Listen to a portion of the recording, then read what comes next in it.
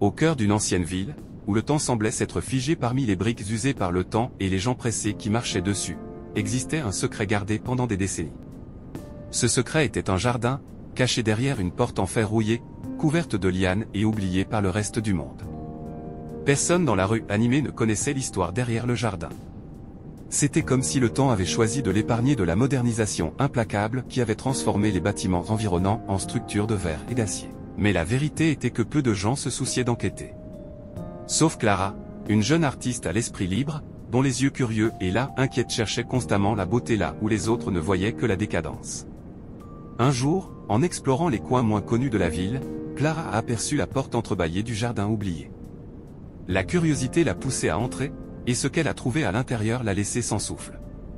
C'était un paradis caché, avec des rosiers en pleine floraison, des fontaines anciennes murmurant des secrets de l'histoire et un arbre centenaire dont les branches semblaient toucher le ciel.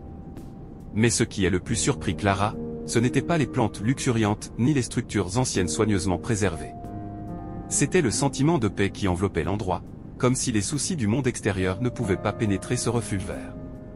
Là, dans le doux silence et l'arôme des fleurs, Clara a trouvé un endroit où elle pouvait vraiment être elle-même, loin des attentes et des pressions de la vie moderne. Déterminée à découvrir le mystère derrière le jardin, Clara a commencé à enquêter sur son histoire. Elle a découvert qu'il avait appartenu à une famille riche du siècle dernier, dont la fortune et l'influence avaient disparu avec le temps. Le jardin, autrefois symbole de fierté et de beauté, avait été laissé derrière lorsque la dernière héritière était morte sans laisser de descendants. Au fil des jours, Clara revenait au jardin, découvrant toujours quelque chose de nouveau, une statue cachée sous la végétation, un banc en pierre invitant à la contemplation, un coin ombragé où les papillons dansaient au vent. Chaque découverte nourrissait son imagination et inspirait ses peintures, qui commençaient à attirer l'attention à mesure que sa renommée en tant qu'artiste grandissait. Mais le véritable trésor du jardin n'était pas sa beauté physique ou son histoire fascinante. C'était la transformation qu'il provoquait chez ceux qui le trouvaient. Les gens de la ville ont commencé à visiter le jardin, cherchant un moment de tranquillité au milieu du chaos quotidien. Certains apportaient des livres à lire sous l'ombre des arbres. D'autres venaient simplement pour écouter le chant des oiseaux et oublier un moment les soucis du monde. Le jardin est devenu un symbole d'espoir et de renouveau pour la communauté. Clara, désormais une gardienne involontaire de l'endroit, en prenait soin avec zèle, veillant à ce que ses plantes soient arrosées, ses statues nettoyées et ses fleurs taillées.